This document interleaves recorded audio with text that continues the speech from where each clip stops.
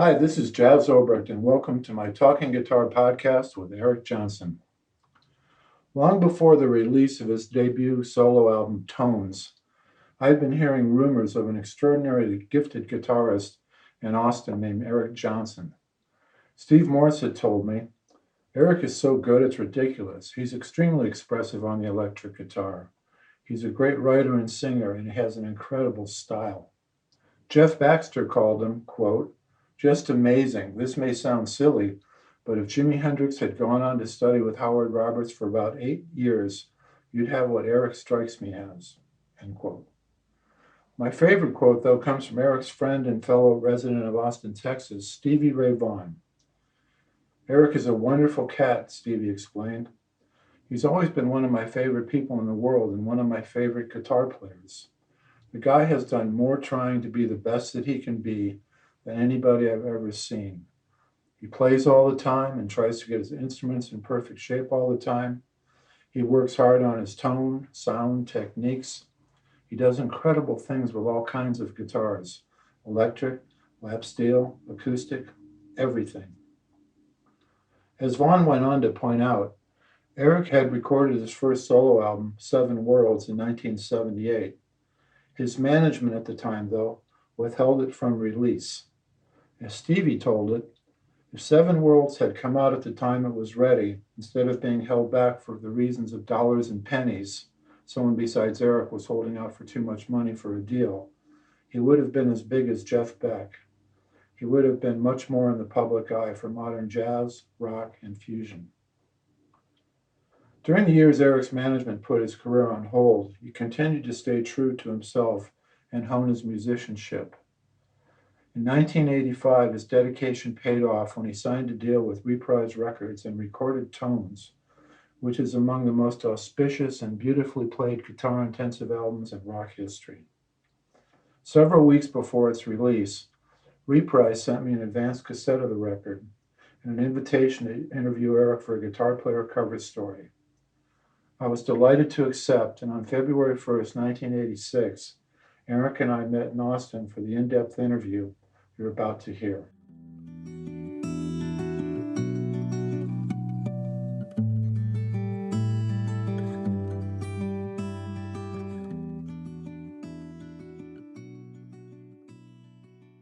How long did it take to record it? 2.5 months. A little over 2 months. Not quite 2.5 months, because we weren't in every single day. Did you write any of the stuff on piano? Yeah. What? Emerald Eyes was written on piano. What else? Trail of Tears, a lot of that was written on piano, the music.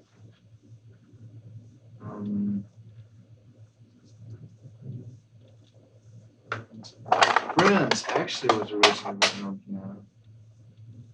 And some of this stuff's older, right? Yeah, Soulful Train and Friends and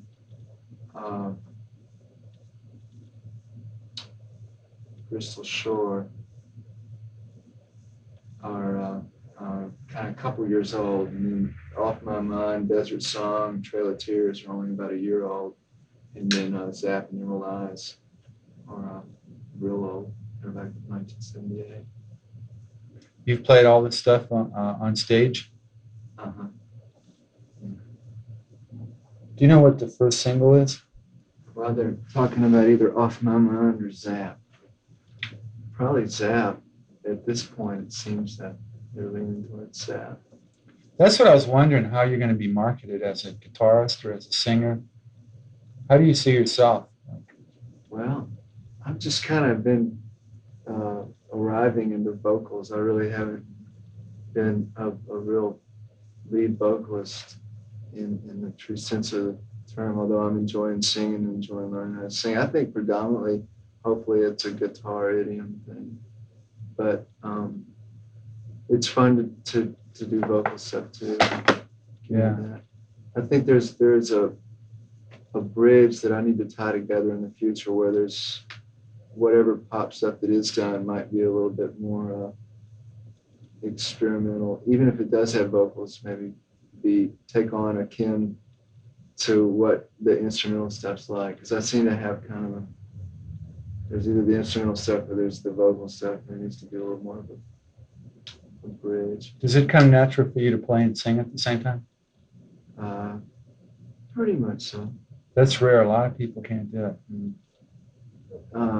Sometimes it's hard. I have to practice the song to learn the parts. Like lead parts while you're singing? Yeah. Yeah. You've been famous for a long time in playing circles, and yet this is your first solo album, and I'm going to have to say why it took so long, which should be my reason. I think I got involved in a lot of situations that weren't really, didn't really arrive at any kind of outlet, via a record or any kind of constant touring of really great shows and stuff. I think it was all kind of sporadic, probably just because of the situations I was in vehicularly, business-wise and stuff. I guess it was never really, the right situations never really came together until now, I suppose. Are there positive aspects for waiting so long? I think it's been good for me in a way. It's taught me, hopefully it's taught me some temperance and to really reflect on my art and what I want to do with it and my musical aspirations, rather than getting hopefully not sidetracked by any kind of peripheral thing. What do you want to accomplish? I think I've started what I've always dreamed, and that is to have an outlet for my music, a record. I've always wanted to do records, so I'd have an outlet to write music and be able to try to do something a little different with the guitar. I'd like to keep growing to where maybe give electric guitar kind of a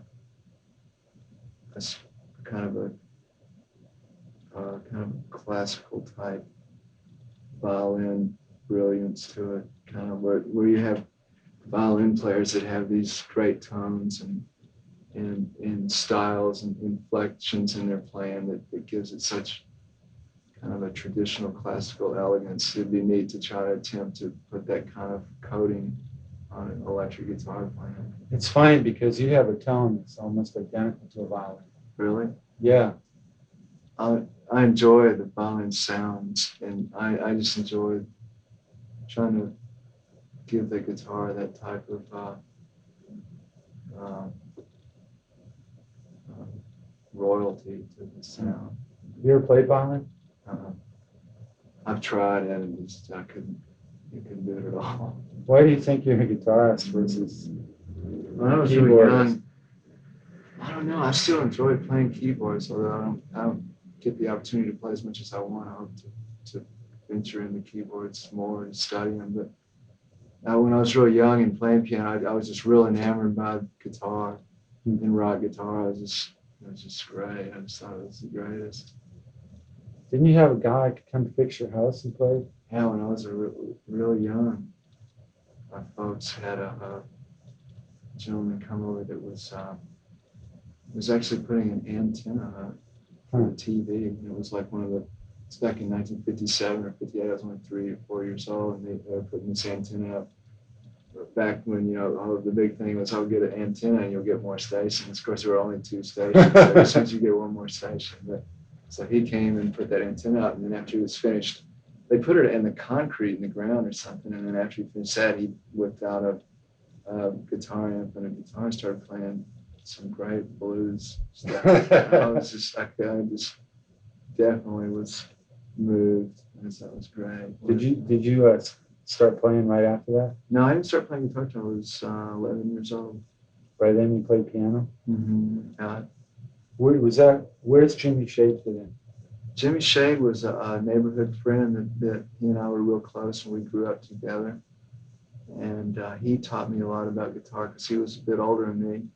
And he was friends of a lot of my brother and his friends. They all kind of ran around together. Yeah. But he also really loved playing guitar, so he and I kind of struck it off too. But we were different ages, and And when you're real young, like when you're 10 or 11, and then your older brother has a friend that's 14 or 15, that's a big difference, you know. Right. So, but we had a really special relationship because he loved guitar and I loved guitar, and so we got together and played. And he was better than me, and he'd always show me licks.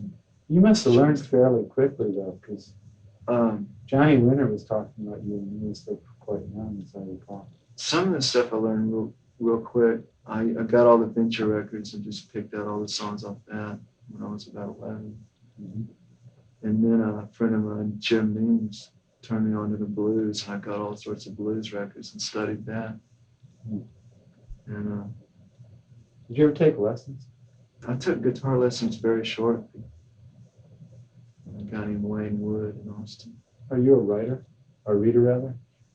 I don't read very well. I learned to read from reading piano music, and I still read. I know notes, and I know time signatures and all the way stuff's written out, but I'm very slow. I'm a real poor reader. I wish I was better. Do you see yourself as part of the Texas guitar tradition? I do, because I'm from Texas and I'm proud to be from here. And I love Texas, and there's a lot of inherent beauty and style just living here. It's very much a part of me. My music reflects that to me personally, but I suppose to some people that would hear it, they wouldn't feel so. Huh. What's so special about Austin? It's got that rep for guitars, you know? Yeah, I don't know. It's kind of I wonder where that originated. I don't know. I've thought about that before. I thought it's interesting that because there's Stevie Vaughan and Jimmy Vaughan, and there's several players out here. I guess it's just kind of it's one of the more nature spots of Texas that also has a high interchange of cultural activity. So I think the combination of those two make it a real ideal place in as much as Texas. And then that, along with maybe Texas, has a lot of colorful history. So Do you feel competitive with the other guys? no, I don't. I guess if I was to be all honest, maybe in a somewhat of a very personal inner level, I do a little bit, but it's a good competitivity. What would you say?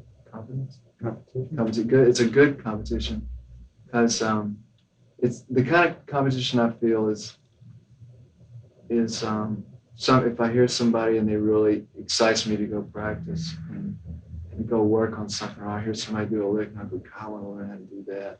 Yeah. But I really try to bear in mind that it retain a constructive competition effect rather than, because I don't think that it's really an illusion that if I was to try to get competitive on any other level, because there's always people that are better than you, and there's always people that know stuff you don't. It's different. People use different colors in their painting, and you can't say red's better than blue. So. Is there much exchange of information? Like, have some of the guys from here taught you stuff, or vice versa? Oh yeah. I pick up a lot of stuff from just listening to people and just their styles and stuff. Have you sat down with Stevie Ray or Jimmy Vaughan or something like that? I haven't really ever sat down with Jimmy. I've sat down with Stevie very casually, not really hardly at all. I mean, we've talked before and we've jammed very short periods before. We've jammed on stage several times actually. That's probably the most jamming we've ever done. Huh. Is it one of his shows or one of my shows? He came out to one of my shows probably at least once. Has any information you learned ever had a real dramatic effect on your playing? Musical information? Yeah. Or anything that opened a lot of doors for you, whether it be a lick or someone's playing or... Yeah, well, I think there were different milestones of that happening. One of the first was the Blues Breakers. With Clapton? Yeah. With Beano Common? Yeah, reading right. comic book. Just the tone he got was so great, and that's he's. It's like the guitar took on a whole new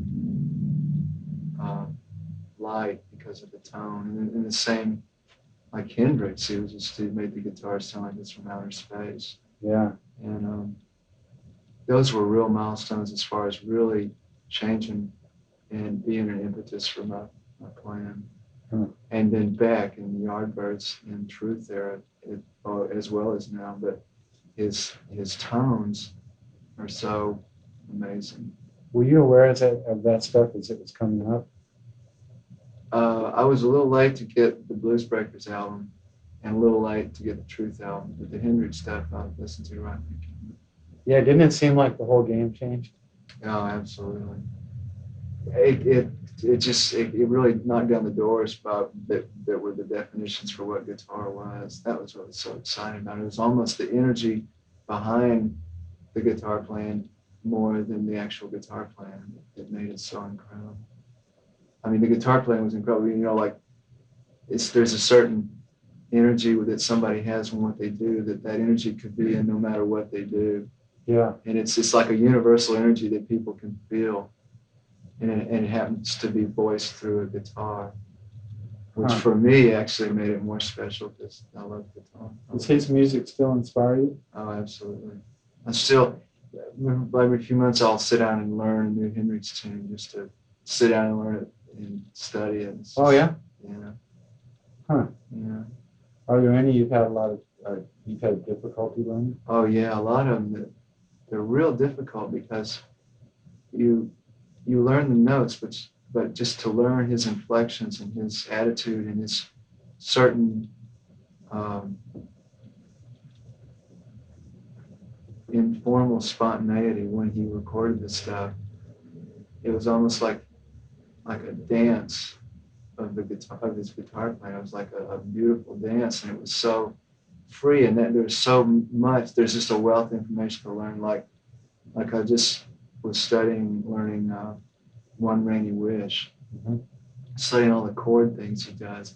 And it's not only the notes, but just his rhythmic, where he puts these glissandos and slides, and he'll mute the strings and then come in on the 3.5 of the major and play a certain chord and hang it over. And it was the kind of stuff, it's like that energy behind his guitar playing where he's not really I don't think he was so much thinking of his guitar playing. Sometimes it's just he was in touch and attuned to that energy within himself that gave this incredible spontaneity to his music and the tracks. And it was like all the notes were there in its regimentation, but it was all just per chance and happenstance.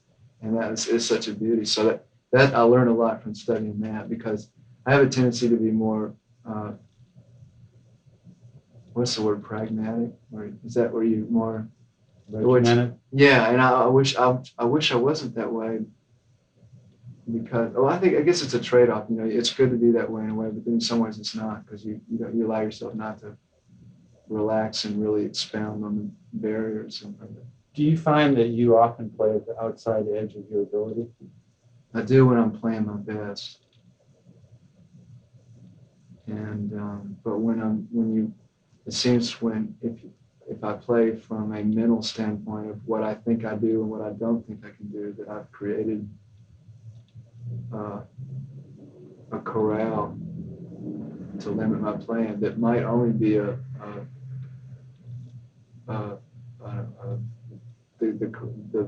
the way it was in the past. So it's kind of like limiting yourself in the present because of what you were doing in the past. But the best I play is if I can just turn everything off and just play and just go to that edge and expound those. Some guys talk about on their best nights, it seems like the guitar is playing itself. Yeah. They're unaware of what they're doing. I think it's true. I think it's true.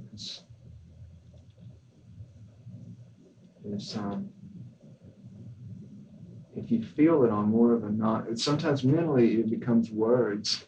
It's like tape generations. You know, something's copied and copied and copied. Yeah. It's like some feeling might come into you, then it goes through a generation of the mind, and then it's transferred to words. and then the words are transferred back to what you feel is your musical parameter, and it would seem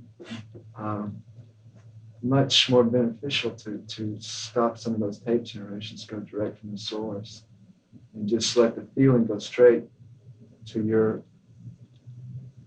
musical ability in its highest form, which is the appreciation and the love, and ingesting what you're feeling at the time. What do you have to do, though, to set yourself up for that state of mind? I've wondered that for years and years, and sometimes I think maybe it's what you don't do instead, because I've always like, oh, what do I have to do? And I'll go out and buy a new amp every day, or get another color guitar, and go, now it'll work, or another, or get. It just seems almost like it's if you don't put too much exterior energy on all the incidental situations that you feel. Sometimes those things are just like preoccupying things. If you just Distractions. yeah, distractions. Not, but so if you just kind of don't try to think too much or get too. If you quit trying with the rational mind to develop an outline or a blueprint for finding that tapping of just your inherent unlimited musical ability. If you don't try to develop it from the rational mind, then you have to work from the other hemisphere of the brain more the creative hemisphere. And it's hard for the rational mind to even think about that, because then you're transferring it into a word thing or a thought process. Do you ever find yourself getting frustrated while you play? Absolutely, yeah. Yeah. What do you do, like if you feel yourself getting into a rut, or you find yourself playing the patterns? I think a lot of times when you get into a rut, I know that when I get into a rut, it's because I'll play patterns. When you play patterns, basically you're practicing what you know, right? Rather than trying to practice or chip down trying to create an opening to something that you don't know.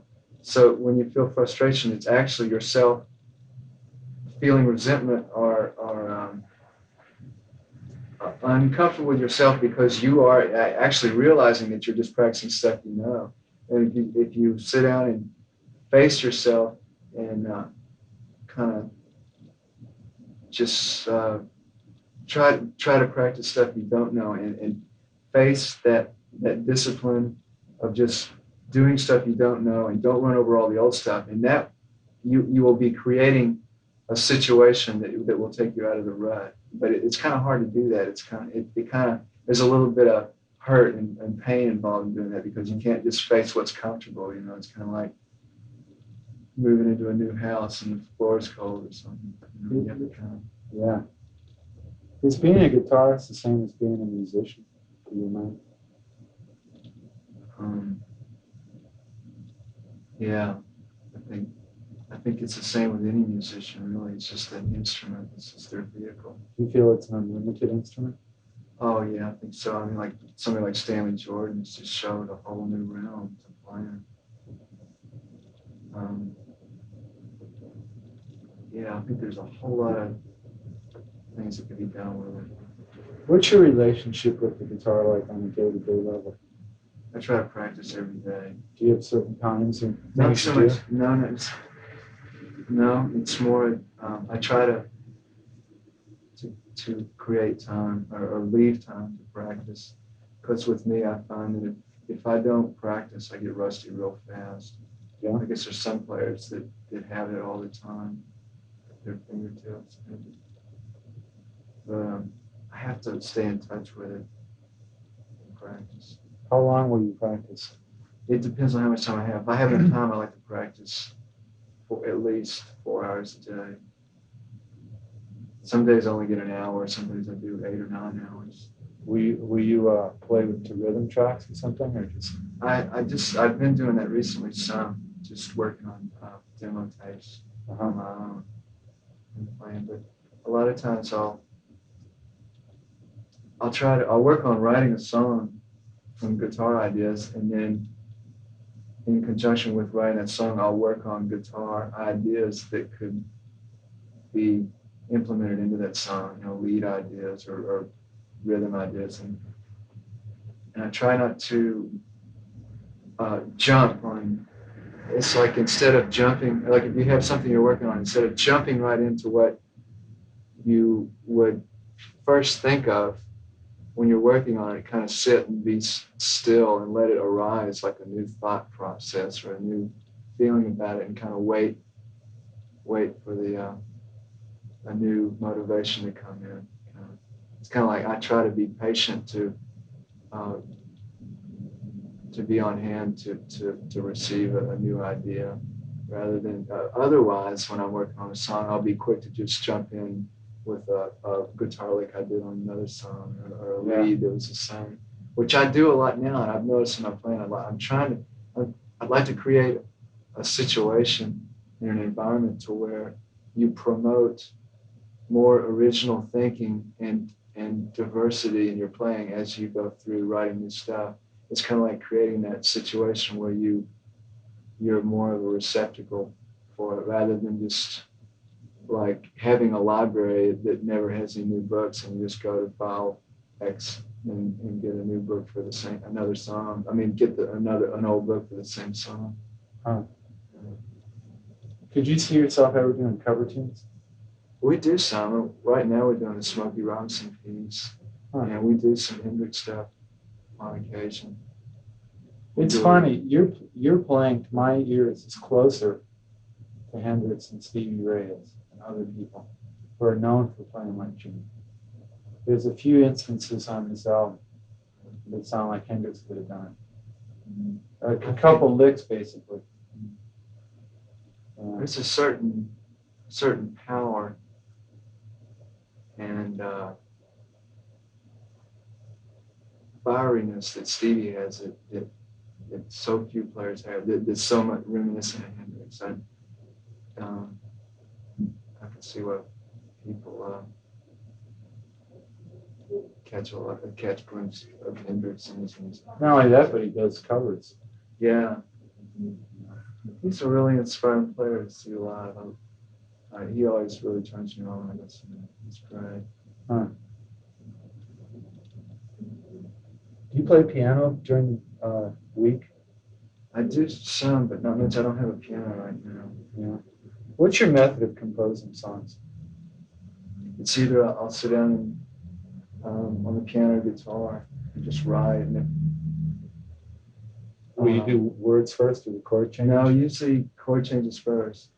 Usually I try not to barrel myself into a corner of, like you start working on an idea and all of a sudden you think to yourself, I'm writing a song now.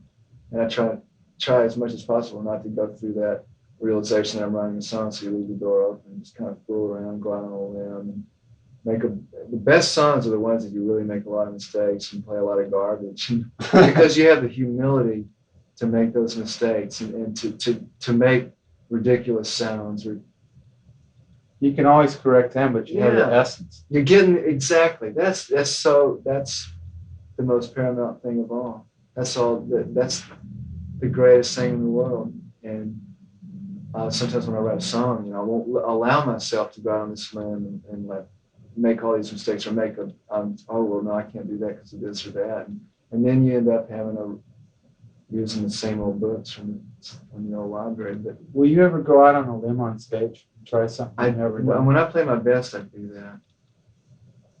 That's why I wish I could get rid of being so.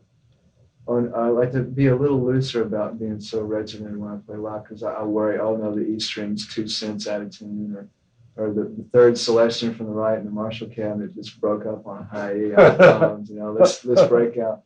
And it's okay to be concerned about that, but you can't let it become the priority of the thing. And if you don't, if you keep to that essence and then go ahead and go out on a limb, and then even if you make a mistake, then that's like the final milestone before you have a free ticket to go out on a limb is, are you going to let that bum you out? You make a mistake. And if that doesn't bum you out, you have the humility to accept that and chalk that off. Then you're kind of like you got a free e-ticket to just go out on a limb. And then you can play your best and you reach for way beyond. that's when I play my best is when I do that. I don't think I do it enough. I tend to stay around the backyard too much. What should an Eric Johnson solo do? What do you expect of yourself, especially when you're recording? I want it to have a good tone, whether it's a real rhythmy tone or a kind of distorted tone or a real lead distorted lead tone. There's certain things that I like in whatever parameter of distorted or tone type of thing you're using. If it's a clean or distorted, there's a certain way I like the sound. I like to get this certain tone, and then I like to be able to pull the licks off right where they kind of have a skimming across the water sound, if it's a lead thing. Yeah. As far as theory or theme or content, it's just something hopefully that can move me when I hear it back, and I go, God, that's valid, that's valuable. It's taken up room on a record. It says something, kind of has some lyricism to it. A lot of people play strats right now. Yeah. And yet you have tones that are distinctly yours. Mm. You know, my boss pointed that out. It's sort of distorted lead tone. Uh-huh. It's really, do you use like non-standard equipment and stuff? It's pretty standard. It's a Strat. One of my Strats that I use a whole lot has the original pickups in it. One of them has Fender pickups, with the exception of the DiMarzio stack and the bridge. However, the stack portion has been unhooked. It's a single coil. And I also use those Seymour Duncan Alnico 2 pickups. Are these old strats? Yeah. Did you ever find the ones that were stolen? No, I was wondering if I could mention one of them. Because there's this one guitar that's like real special to me. You know, I could remember we put a blurb in the last story. That'd be great. We could run it again. We don't have to run the whole thing. It's just, if I could just get that, I'm just looking for that black Strat. What's the story on it? It's just it's one of the greatest sounding Strat I ever owned. What year was it? 58, original black. Do you know the number? Yeah, I got all that. Oh, good. In fact, I could just. Oh, great. You want me to just mark it down? Yeah. I'd be happy to pay whatever I had to pay. I'll sell my car, take a loan. We'll have to get that guitar back. In fact, that guitar had a special violin type guitar sound with a Strat that kind of got me on the thing of going, God, maybe this will work with a Strat. And then I've always kind of tried to get that same effect from that guitar with that guitar started. Can you get your violin in other tones with any Strat? Well, personally, there's definitely, every Strat sounds different. It's amazing. Yeah. I think the Solid guitar, for me, the maple neck Strats were much better than Rosewoods. That's personal. I know a lot of people like the Rosewoods. I only like to use maple necks. It's because they have a kind of a tighter, punchier tone. It seems smoother when you think of the whole outer parameter of the EQ. There's no jagged edges as much. And the late 50s Strat pickups are my favorite. They seem to be the hottest, yet still kind of sound smooth and old sound. And wherever possible, I like to try to push the pole pieces so they're not quite as staggered, so you don't get too much of that jiggly double note sound. What do you mean? If you get the pole pieces on the pickup a little flatter, then it'll that's where you get all that double note sound on the G third and the E6. And if you get a little flatter, not necessarily all the way flat if you want to retain some of that Strat sound, but then you get rid of some of that. But it's real bad to do on most of the 50s pickups because they'll break the bobbins. Every once in a while you can do it. You push the pole piece into the pickup? Yeah, but it probably, I don't know, probably people shouldn't try it. They'll break their pickup. I've broken a lot of them before doing that. What do you look for in a Strat? I like when you try it out. I like real light wood, and I prefer one-piece bodies if at all possible. And I like to just play it acoustically and see how well it resonates. I just hold my hands on the body and see if the wood's really transforming the sound. And also at the top of the headstock, make sure that there's like a lot of vibration of the sound going through the neck. I change electronics here and there and frets and all, but I usually like to find one that's pretty much original so that I can take it from home base and do things rather than when it's been all messed with. You don't know it. Of course, sometimes they're still cool. But so if you just like strum the guitar open, you can tell so much about guitar just by just strumming the open strings, not even fretting and holding in front of you. Some of them have a kind of a fat, round type, more of a velvety type vibration, and others are more of that twangy stuff. And sometimes the twangy ones sound great for rhythm, but unfortunately, when you crank those up real high and you play some faster lead licks on it, they'll usually have a kind of square, wavy sound. So it seems easier if you get one that has a smoother, rounder type vibration, and you can always turn the treble up on the rhythm and get that tone. But vice versa doesn't work as well. Can you tell pretty soon after picking one up whether you like it or not? Yeah, but you can't really tell until you really crank it through your amps you're familiar with, but you can tell a lot. Yeah. Yeah. What was your main guitar on Tones or guitars? I used three, electric guitar-wise, I used three guitars. I used my 54 Strat, my 58 Strat, and all the rhythm stuff was on the 58 Strat, and about 30% of the lead stuff was done with the 58 Strat, and the other was done with the 54 Strat. And on Zap, I used Roscoe Beck's, the bass player, has a real nice old 335, and I used that. Huh. And also use that on a couple of leads throughout. You know, Could you run down what's on the 58 and 54s? 58 it has big frets, and I've wired the middle pickup tone knob to the bridge pickup so I can back it and even it out more with the neck pickup. And they're the stock. The rest of it's stock? Stock 58 pickups. Actually, since then, I've dropped in a mid-60s pickup in the mid position so I could have hum cancel in the two out-of-phase positions. But the neck and bridge pickups are original. And that's it. It's basically all. What color? It's just a sunburst, 3 tones, beat up. It's coming in for second place on Stevie Ray's guitar. And then the 54 has been flattened and refretted, and it has the fingerboard's flat? Yeah, not too flat, but kind of not quite as flat as a Gibson, but kind of flatter. It has a DiMarzio stack with the unhooked humbucking part. Now, what color is that one? It's sunburst too.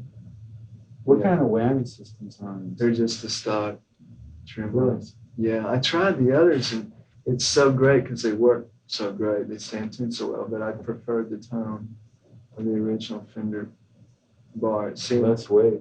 Yeah, less weight. It seemed there was more. I could get more bass response, and through the original Fender tremolo.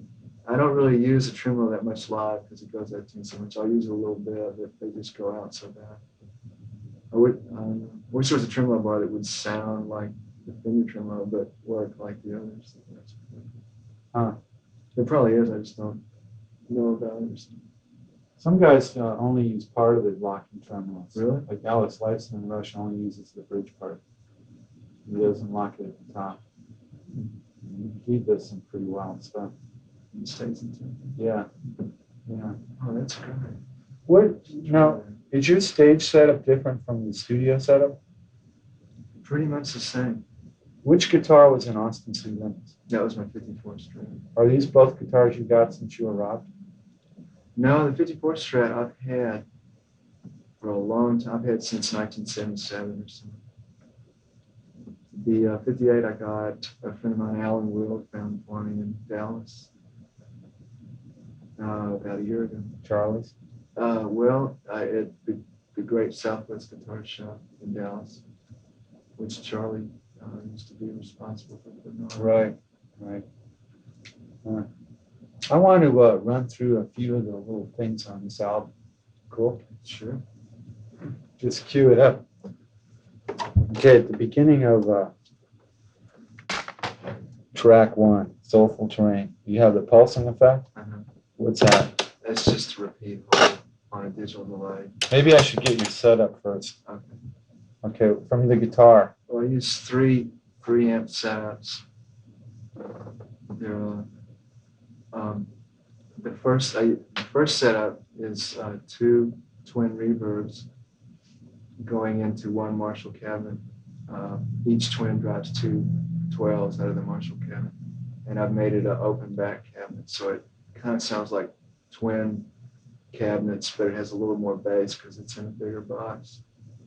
And I use a TC stereo chorus on that with an Echoplex. And I also have a deluxe memory man that I use as a different chorus sound.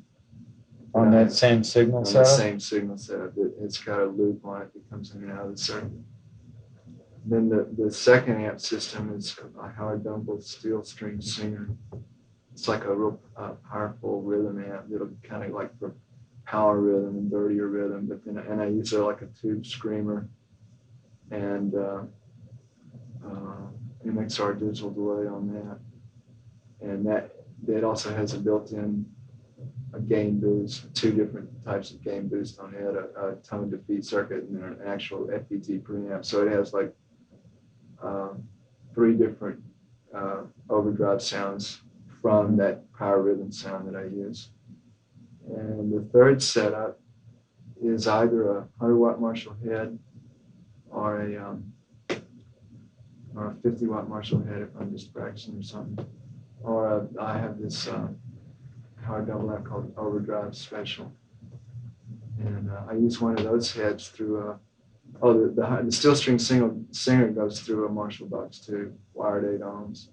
And then the 100-watt Marshall third setup, that is 100-watt Marshall or the 50-watt Marshall or the Howard Dumble amp, they go through 8 ohm 412 Marshall box 2 for a lead sound. And I use this new thing I found called a tube driver. What makes that? By Paul C, I think. They're really nice. Huh. I haven't heard of that. Yeah. It's kind of just a clean tube preamp. It's like where you don't. Is it a floor box? Yeah. It's got a 12AX7 tube in it. Huh. And then I use an Echoplex and a Fender reverb with that. I also have a wah-wah. Do you think you could do a signal chain diagram for us? Oh yeah, sure. That would be cool. We could just run that instead of like having to slog through all this stuff. Okay, and instead of explaining all that might Yeah. be okay. You know, have you seen those drawings?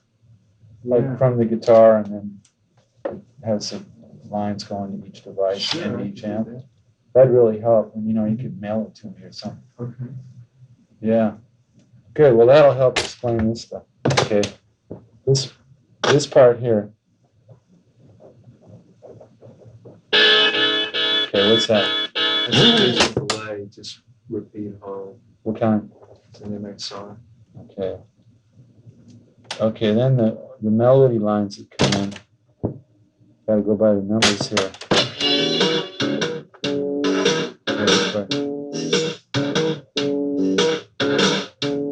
When the melody lines come in here, are those double tracked? Barely though, they're the twins and real in the distance. Wait, I don't know, maybe they're not. I don't think they are. No, those aren't double tracked there. Huh. Those are just twins. Do you finger pick and use a pick at the same time on this tune? Yeah. Okay. I noticed while watching the video you have a vibrato like B.B. King. Really? Yeah, you He seem has a to. nice. I mean, where's your vibrato come? More from the wrist or the elbow or the? More from the wrist, I think. Like a violin player? I think so. Not side to side usually, although maybe on acoustic like that, but I mean, fret to fret? no, Side to side? sides, yeah, more up and down, change like bending the string up and down. Which finger do you use? It comes from I'll usually use either the first or third finger. Now is this particular cut, when you switch tones and all that, was that all done with the same guitar? Let's see, that song was cut with my 58 Strat. Okay, this is one of the essential Eric Johnson tones. This is what I was calling the violin tone.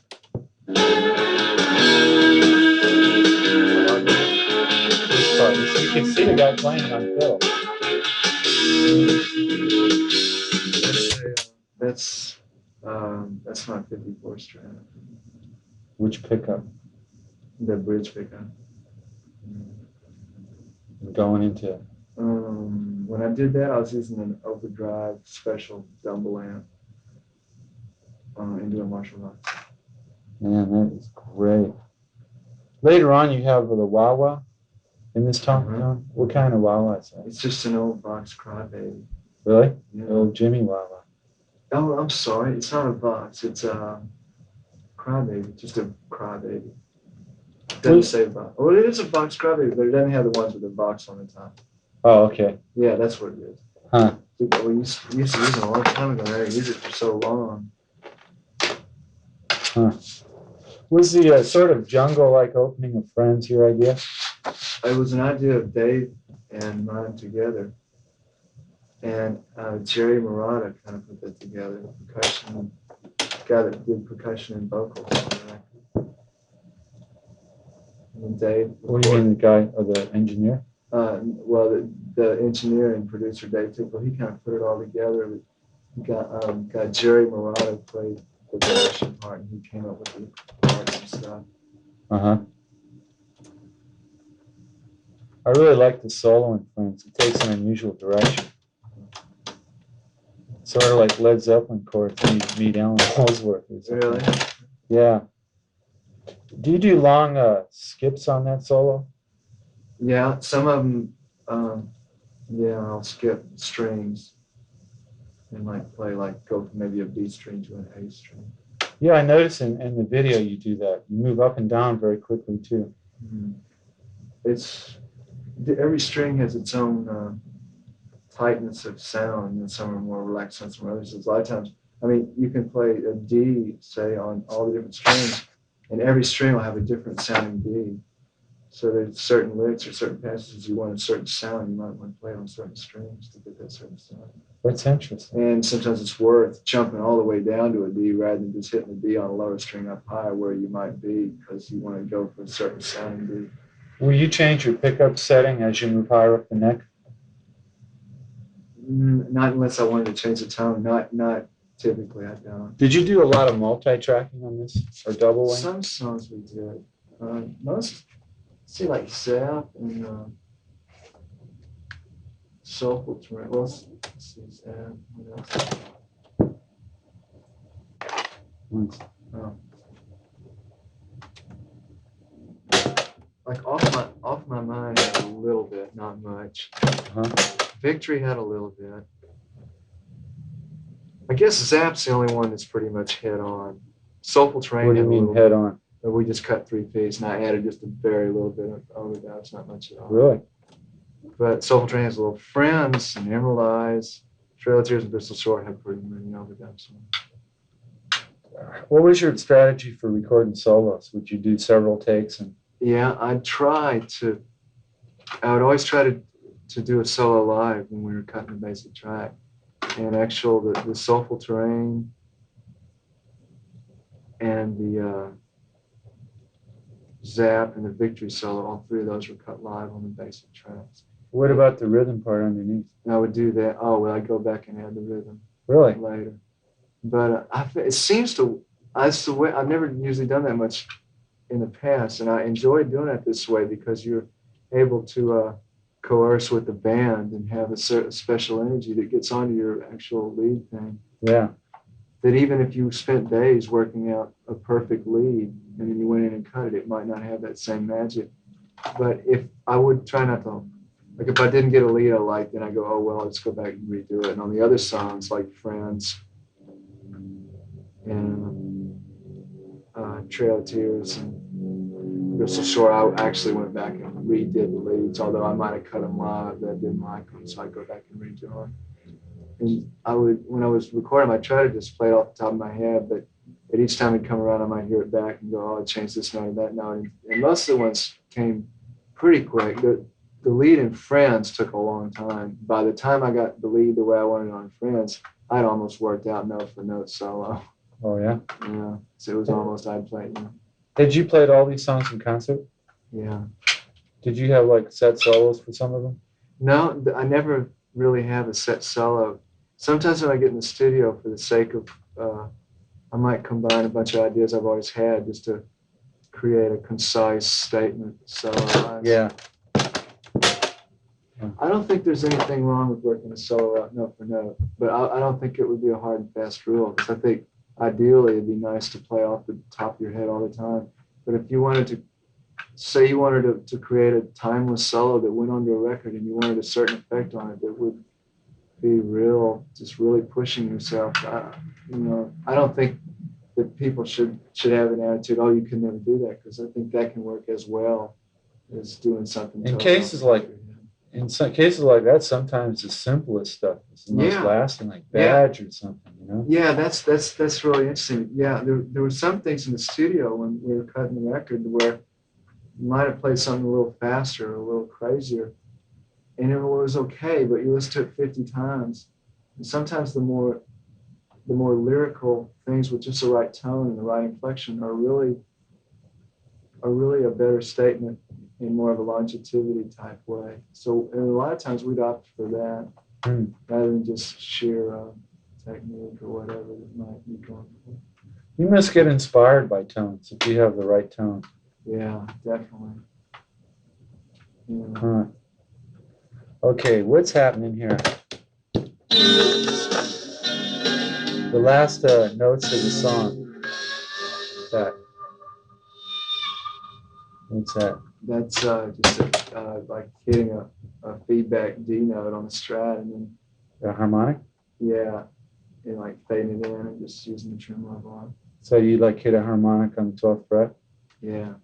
Okay. Actually, that's two guitars. One of them hit a harmonic on the 12th fret. Yeah. Hit like a C on the 5th fret of the G, and then the harmonica at the 12th. And then after a harmonica stretch up to a D.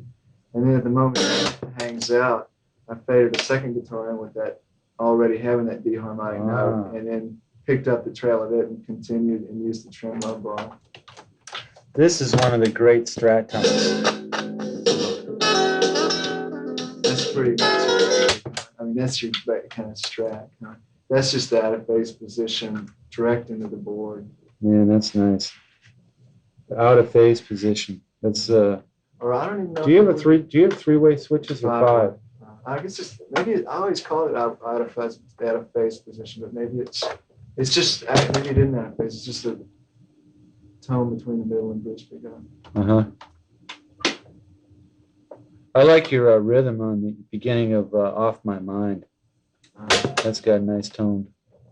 Now this, what I was calling the violin tone before, is this the same, except you're playing chords? No, that's like the double amp kind of earlier rhythm. Do you have some kind of echo on your? Just the MXR digital. Okay, this is this part here we can't let you get away with without picking your mind. Okay.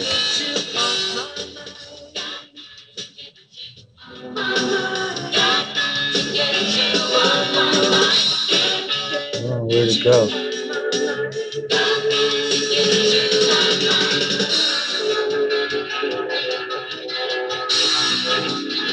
Is that backwards? How'd you do that? Just flip the tape over and play a solo to the tape backwards. Do you have to like map out the solo? No. Does it sound weird when you're playing it forwards? Yeah, oh yeah, because you're listening to the whole track backwards. So what do? You play a solo you want, and then play it? No. I mean, how's that work? You can do it different ways. You could actually map out a solo and play it backwards, so that when you recorded it back, and then it would be forwards like you wanted it, but backwards guitar. Right. The way I did that particular one was I would learn the rhythm of the song and the certain piece I was working, and I'd flip it over and look at it on paper, and I'd flip the tape over, and I would learn where all the backwards drum parts were, and I would know where the end of the section that the lead stopped was, so that would be where I would start. Wow. And so I would kind of just learn it rhythmically, and then I'd just play guitar to the song. And I did like several different leads. Actually, I did more than several, but I ended up having 3 leads that I liked. And then after we got that, we flipped the tape over and just choose which one seemed to work the best. The last half of that solo, though, is forwards. Yeah, that's starting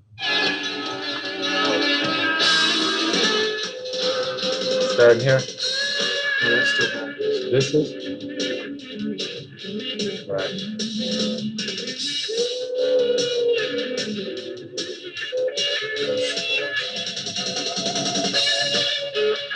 Yeah, I didn't catch that.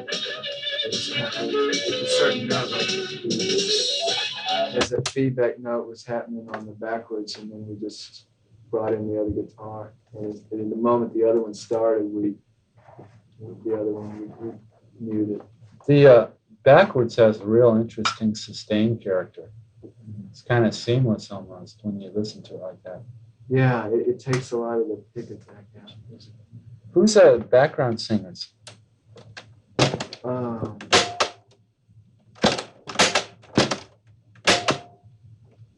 On that song? I don't know if I can say because they didn't want to be filed through the union for them. Oh, really? Yeah.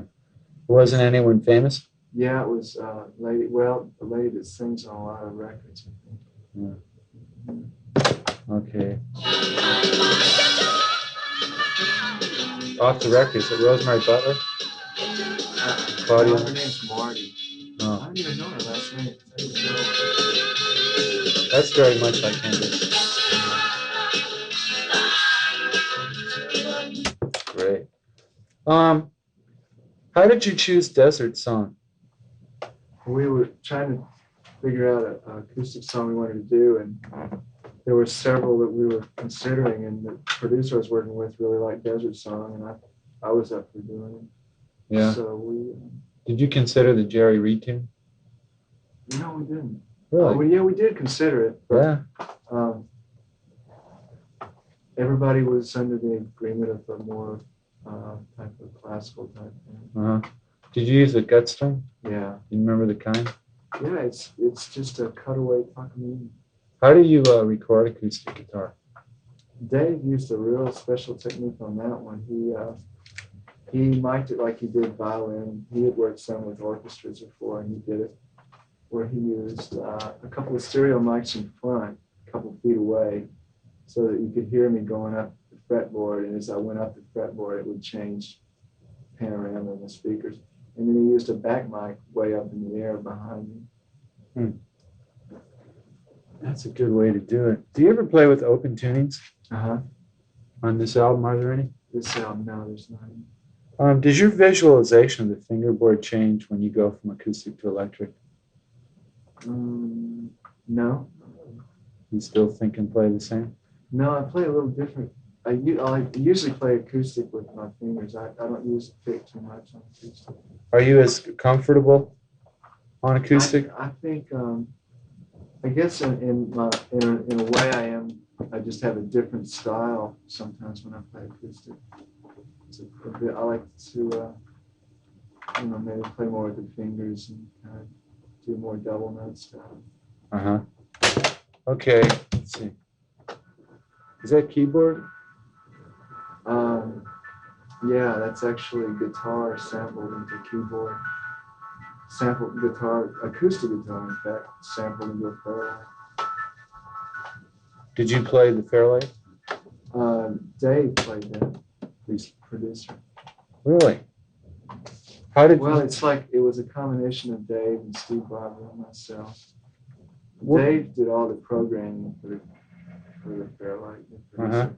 And then Steve played most of the Fairlight stuff, and Dave played some of it, and I played some of it. Now, is any of the opening of Trail of Tears guitar?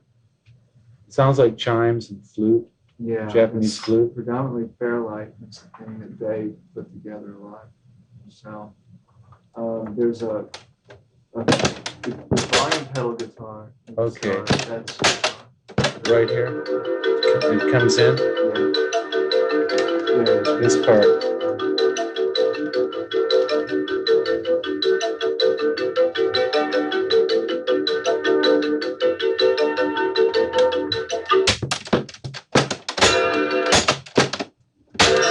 It's strange hearing your stuff on one of these. Yeah. Is that a copy of the cassette you listened to, or is that the one you sent? This is a copy of it. Every time you've ever sent me a tape, I've made a dub of it, and I play the dub because I'd hate to lose the original. Yeah. Do you have one of those Oh, this is it right here. This is the one we got. Yeah, I just. gotta get you. These cassettes don't sound as good as the. It's gonna sound a lot better. Oh, yeah. Okay, I'll great. just send you one. Can you give any advice for getting the most out of a wah-wah? It seems that the fresher the battery, the better. Even if they lose a volt or two, they start acting different. Then get a little noise. I don't know. Let's see. They all seem to have a different tone.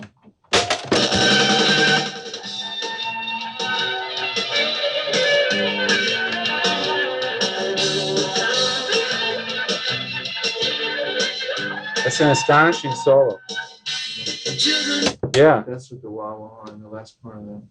With the wah-wah partially depressed for the sustain? I would kind of just use it back and forth. I wasn't really wah-wahing the wah-wah as much as using it as a tone. Tone. Even here. Pick it up.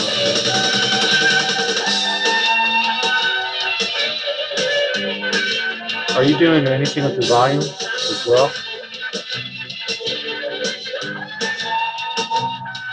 What was your setup for that tone? Was that through the Dumble? That right there was a Marshall with the 54 Strat, 100-watt head. Let's see. I'm glad you were a little late. It gave me a chance to write down the numbers of where to go on this tape. Backwards? No, that's feedback. So 335 feeding back right next to a Marshall amp without picking any of the notes, just letting it feed back as you move close. How do you change the pitch? Oh, I see. It's like I just go. So your right hand does nothing. But I'll use this part of my hand to mute the strings where I'm not. So right hand, the karate chop part of your right hand. Yeah, and just leave a little opening on one of the strings. And just be close to the amp, and the feet and the 335 will just kind of sing out. Just oh man, that's a good effect.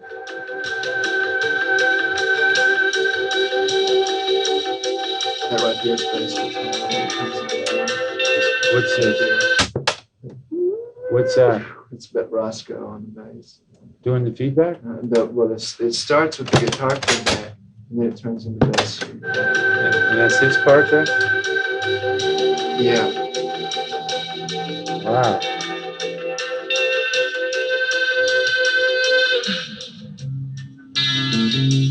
This starts the next tune.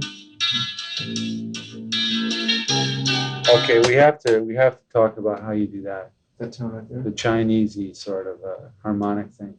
Okay, there's it's basically like it's a two-handed fretboard technique where you fret the note with your left hand,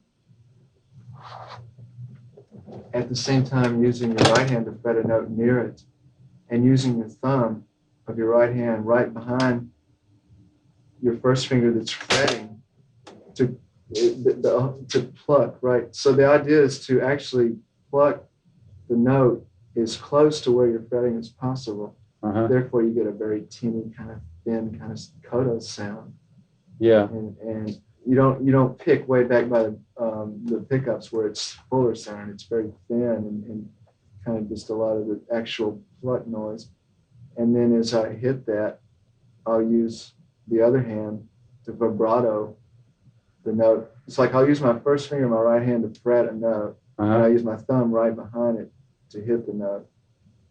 And then I might use another finger on my left hand that'll be fretting on the same string behind the other. Right. And just use that to make it go. Okay. Tomorrow we have to be sure to take photos of that because we'll never be able to explain it otherwise. It seemed like in the video, sometimes you were using your middle finger. Yeah. In front of the You can kind of use all the fingers. Okay. Just the same. That's a great sound. I've never heard anyone else do that. Yeah.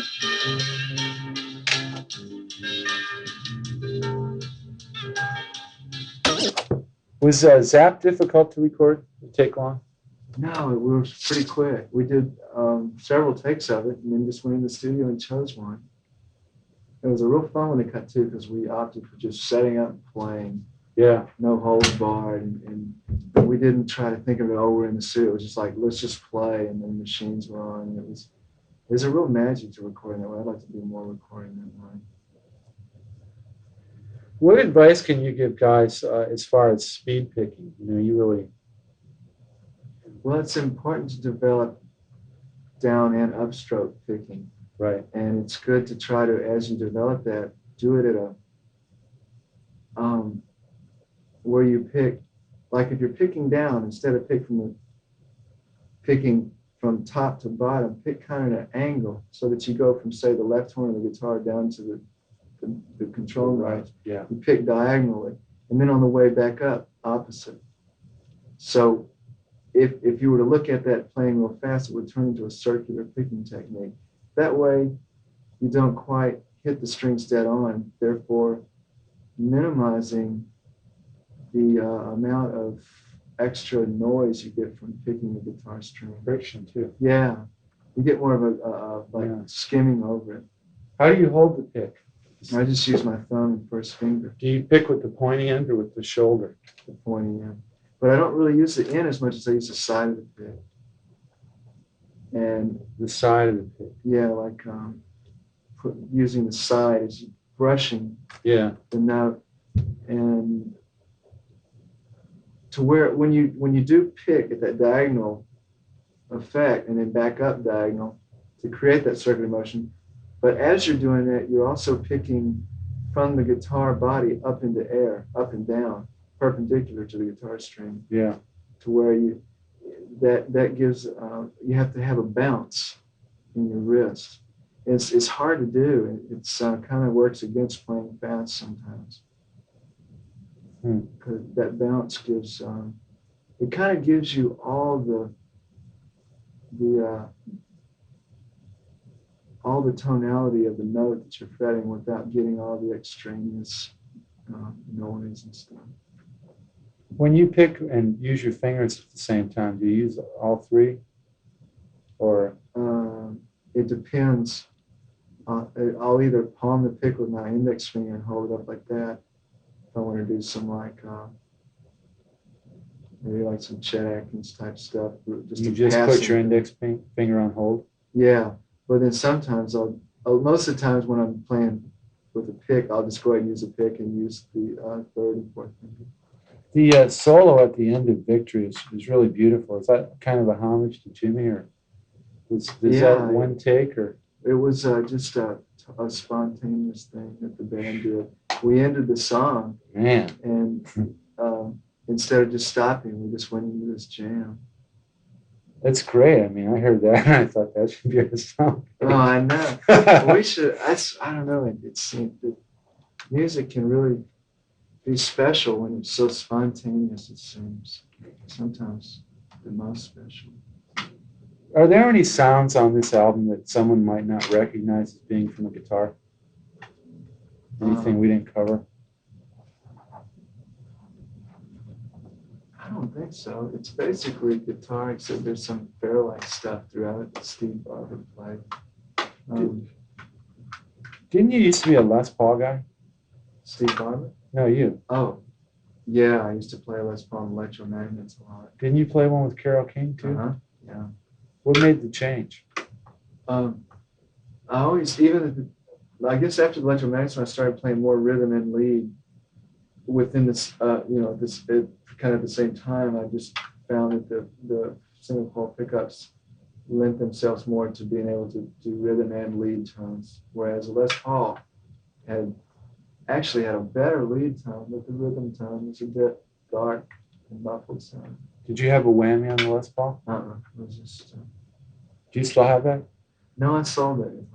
No kidding. Yeah, I wish I still had it. You should never sell them. I know. I need to. Never sell them. I need to. It was a mess. I've regretted every one I've ever sold, I think. Oh, no. There was one I had before that I liked even more. Let me see. I needed a couple stage and studio. Now your whammy setup, is that stock? I noticed it looks like you have your bar bent up. No, one of the bars is like that. I guess The one on the Austin City Limits video is sticking up. I know. I just bought it. Like I went to Hard Texas. Just got a trimmer bar and put it on. No, it says. What kind of strings do you use? They're GHS 10 through 46. Just the regular Gus series. Yeah. Do you do anything special to your guitar or the way you string things? Yeah, I wrap the strings up to the top of the peg head on the E6th and A5th string, and the D and G string. What do you mean, wrap it up to the top? Instead of wrapping one wrap on the top and then the rest down, like I'll wrap one under and the rest up until it wraps out to the very top of the peg head. And I'll do that on the E and A, and then on the D, I'll only have one wrap under, and G only one wrap under, so to create less of an angle at the headstock, because sometimes a severe angle at the headstock can cause tuning problems. Or breakage, too. Yeah. Do you put graphite in? Yeah, I put pencil lead in the nut. And then the B and E string, I wrap all the way to the bottom of the headstock so that I don't have to use the string tree. Oh, that's good. Do you have the string trees removed? No, they're still there. Actually, on one of my guitars, I have to use it on the E. You got to remember to do a shot of the headstock tomorrow. Also, we want. Oh, can you bring a slide tomorrow? A slide. You played slide in Manhattan, is it? Sure. Yeah. Yeah, let's do a shot of that. Okay. I noticed you didn't damp behind the slide in the video. No, I damp with the right side of my. Your right hand? Yeah. The karate side, sort of? Uh-huh. Oh, great. And also right here, Which part? Right in here. The heel? Yeah. Let's see. Was the Austin City Limits show typical of an Eric Johnson stage presentation? Oh, sometimes it was. I think I was a little. I seemed to be a little drab that night. I didn't have much stage presence. Jeez. It was a good thing I wasn't hosting a party that night when I left. I was just kind of standing up there. I was kind of nervous about it. Okay. Musically, I thought we played okay, though. I was real happy with the way it went off musically. That was with a different band, right? Uh-huh. What happened with that band in this?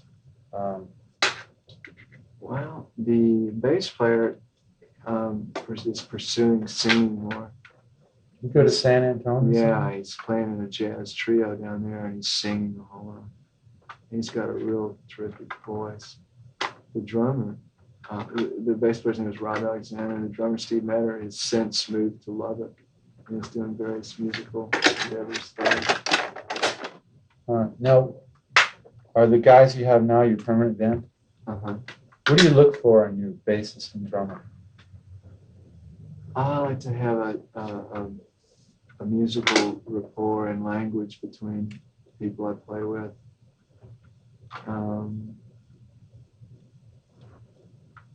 People that have the skill and style to that we all have a common appreciation of similar styles and skill, so that there might be a minimalistic approach to everybody. And say, well, why don't we, so I wouldn't have to say so much what I wanted someone to play, or because what they liked was what I liked, so they would come up with their own effect.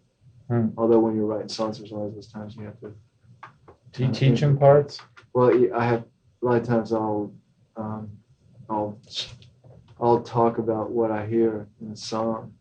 But the guys I play with are real adept. They come up a lot with their own parts, and they construct a lot of it themselves. Is there room to stretch out in concert? Can you take a nod and take off? Yeah. Huh. Have you played a lot of concerts with these guys? We've been playing together about a year. What's the name of it? Is it the Eric Johnson Band? Well, it's actually called Eric Johnson with Roscoe Beck and Tommy Taylor. That's how we've been billing it. That's cool. Yeah. long. Diplomatic. We need to talk about the sound page, which I happen to bring with me, a terrible monophonic recording. I flipped over the video. Did y'all get that 2-track yet from AC at Alsace Williams? Don't know. I wonder if it, hopefully quality turned out okay. The Cliffs of Dover, okay, and the version we're going to run, you begin with, you're blasting, sort of like heavy metal, or I think this is it here. It's really strange to hear it on tape and not see it. Okay.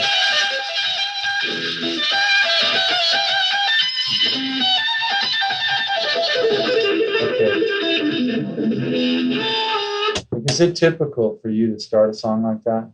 Sometimes, yeah, live ones just kind of start with a riff. It's kind of off, just a spontaneous thing. You just jump into playing a solo because there's a cue riff that starts that song. Well, can you detail your setup for that? Because usually I write a little box thing that goes alongside the sound page saying what's going on. On that particular song, I used all Marshall with the 54 Strat. And I think that song had a tube screamer through a 100-watt Marshall and an 8-ohm 412 cabinet. Did you use any particular pickup setting, or did you switch? No, just I think that song's all bridge pickup with the tone backed off just a little bit. When did you write that piece? That piece was written about a couple years ago. Okay, I need to just clarify for my intro what went on like between the time we talked and now. Well, Ron and Steve and I played a lot of gigs together, and we I started talking to Warner Brothers. Now you were playing with them. Did they go back to Seven World? No, Ron and Steve and I've been playing together since about January of '83, and we kept playing together for a couple years, and then I took some time off and wrote some new songs and basically just played around a lot and did some demos for Warner Brothers, trying to get the record deal together. And then I went to LA and played on some sessions and hung out there for a few months. I've done that a couple of times actually. And this new band got together about a year ago. Tell me about the Carol K connection, or Carol King rather. She came to Austin to record one of her records, and I got an audition to come down and try out for playing some lead on the record. And she decided to use me on a lot of the record Pearls, Songs of Goffin and Keene. And so I did that with her. And then on her second album, I played a couple of cuts on it. And then I went out and did a European tour with her and did her videos. You were in that film. Yeah. That was funny. I was watching it with no idea you were in it. Oh, yeah. God, that was just like Eric Johnson. Then you did a solo, and I knew who it was. Was that the one-to-one song? I still haven't seen those videos. I'd like to see. You can rent the movie in any video store. Really? Yeah, it's real common. Morris told me that he called you and asked you to join the Dregs, and when you turned him down, he hired Mark O'Connor. Yeah, I guess that's true, yeah. Have you been asked to join other prominent bands? I got asked to do a tour with Stanley Clarke, and I got asked to work with UK years ago. With Bruford in those days? I think it was with Bruford, yeah. Why didn't you do any of those projects? I don't really know. I should have done them, actually. I think back about that. It's kind of, especially because I have a lot of respect for all those people. I was flattered that they asked me. I'd love to work with Stanley. Maybe someday in the future we could do something together. I think it'd be fun. The UK thing, they wanted this. I heard this through. I don't even know if we should. I don't know. I was told by my manager that they wanted me to record on the new record, but they didn't want me to unless I toured with them. And at the time, I was responsible for my band, and we were playing a lot of gigs. And I thought, God, I'd love to play on the record, but I didn't know if I could tour. Yeah. But I don't know. Was it always in your mind that you wanted to be the leader of your own band? And that was it? Well, not necessarily. I'm kind of enjoying that now. In the past, if I was to be in a situation where I was playing in somebody's band, or even now if I was, I'd want to be in a situation where I felt like I could really grow and had a lot of freedom to play guitar, and that it was a real challenge to play a lot of guitar. Some situations that I've pondered in the past, I was concerned about whether that would really have an outlet that would promote and give me a situation that I would have to practice diligently and work hard on guitar playing, that I might be able to do more on my own, because I would create a harder challenge in a broader area for me to work from. Yeah. Did you ever consider being a dread? Yeah, I did, because I love Steve's a great player. But wouldn't it be kind of tough with two sharpshooters in the same band? I think Steve and I probably could do it, because I have a lot of respect for his playing. I enjoy just listening to him play. I think in a way that Steve says so much on his own. There's a certain beauty with his singularity of his playing. Yeah. Because he covers so many styles and tones and stuff. How did The Distant Star come about? Steve called me yesterday. He said he wanted me to write some lyrics and sing a song. He had the music written. The track was all, the basic track was completed. He sent me a copy of it, and I just started kind of humming along with it and wrote some lyrics and went out to the studio and we cut it. We cut it at his studio. There's a rumor you wrote that song in a car traveling to Georgia. It's true. It's finished the night before in a hotel room. Yeah, we were driving out to Georgia because we were like pawn shopping and goofing off with my friend Alan. And I got all the way to, I think it was Anniston, Alabama.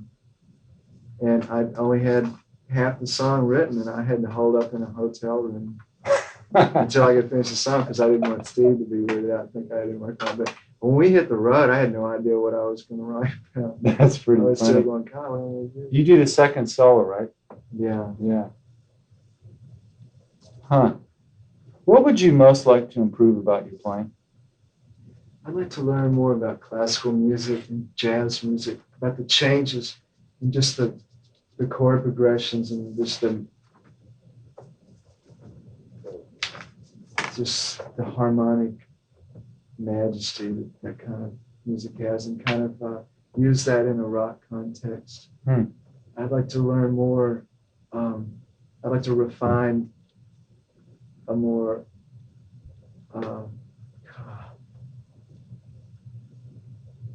just a real special class to the tone of the guitar instrument. I'd like to learn more about scales, to where I don't particularly play scales in as much as I'm able to draw upon them freely from just feeling, and just become freer to where I could play whatever I felt or heard.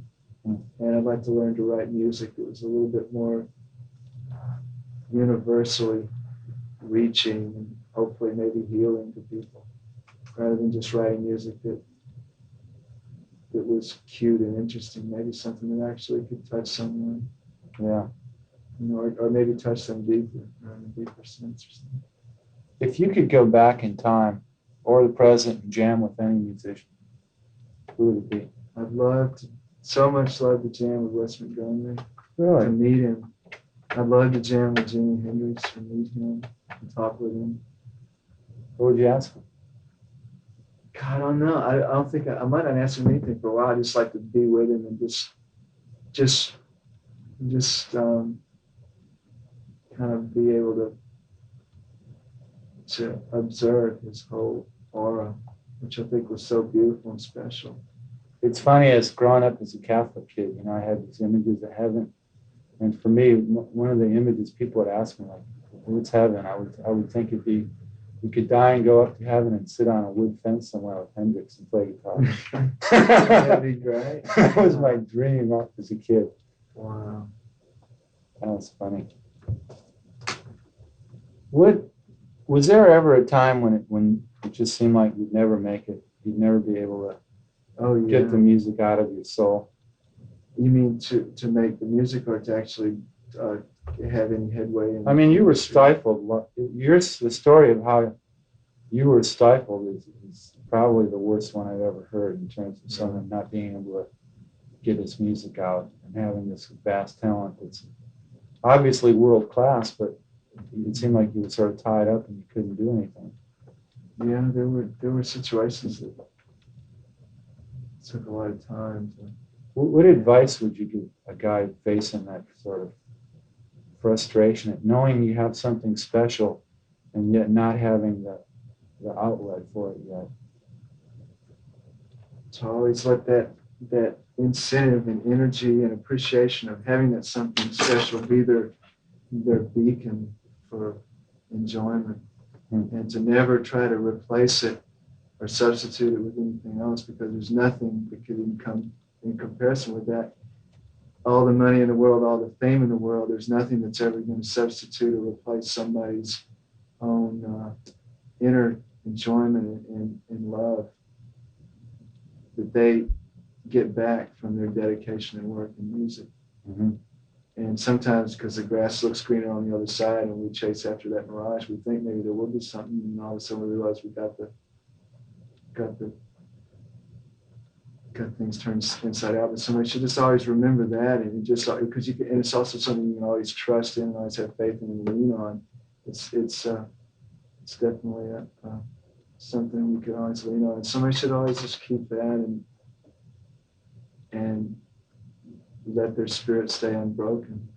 And when they embark on chances to promote their career, always have a great lawyer. Make sure, yeah, but make sure the lawyer. That's great. Make sure the lawyer, hopefully maybe the lawyer has a bit of feeling for the music they do, so that he can convey on some special level, Yeah. and protect them. And Does your talent seem like a big responsibility to you? I'd like to consider it that way. I mean, I you think know, it Joe is, was yeah, Joe really. was telling me, you know, you lead a real pure life and that you're dedicated to your music unlike anyone he ever saw before, you know. Mm-hmm. And I wonder if that's a feeling of responsibility you have. Yeah, I think that it's an option that I have to make it that, and I think it would be beneficial to me and hopefully someone else if I did assume that responsibility. And that's so I do try to do that, because I feel that it's a gift from God, and I'm fortunate to have this, and I'd like to be able to use it for a good purpose, and maybe generate a little bit of magic, you know, healing thing, you know, through sound. Are you that concerned about vast commercial success? No, I'm not really. I'm concerned about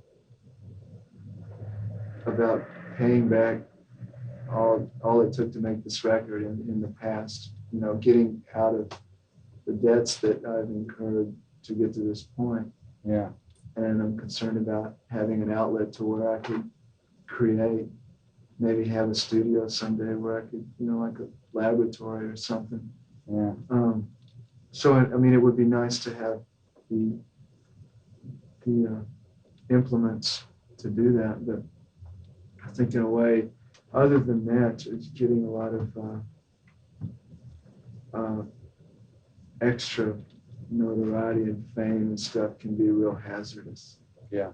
And I think that whether you have it or whether you don't have it should not make any difference. I mean, ideally, and whatever percentage of that ideal can actually be a part of your makeup is good. The higher percentage, the better. But to where if you become famous, what the heck? And if you don't, that's no big deal too. But that way, It runs deeper than that. you keep the vessel clean for future creativity, and that's important, you know, because otherwise you're dealing with a lot of 5 o'clock traffic and stuff. Crosstown traffic. Yeah, really.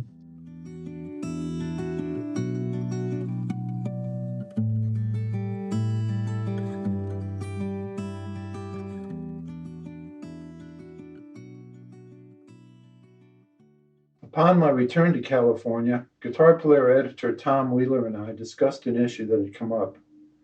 We usually featured well-known players on the cover, but this was not the case with Eric, who was virtually unknown outside of Texas. We were taking a chance, and Tom came up with the brilliant idea to run this cover tape. Who is Eric Johnson, and why is he on our cover? We sold tons of this issue, and Eric was quick to express his gratitude. I'm happy to report that Tones went on to have strong sales, and the track Zap was nominated for the Grammy Award for Best Rock Instrumental Performance. When I emailed Eric last week for his permission to run our 1986 cover story interview as a Talking Guitar podcast, he wrote right back saying, "You're most welcome to use that interview or any interviews of us you would like to. So stay tuned for more Eric Johnson podcasts." Before signing off, I'd like to thank Eric, as well as my podcast producer, Nick Hunt, the staff of UNC Southern Folklife Collection, and all of my paid subscribers. This podcast is copyright 2022 by Jazz Obrecht, all rights reserved.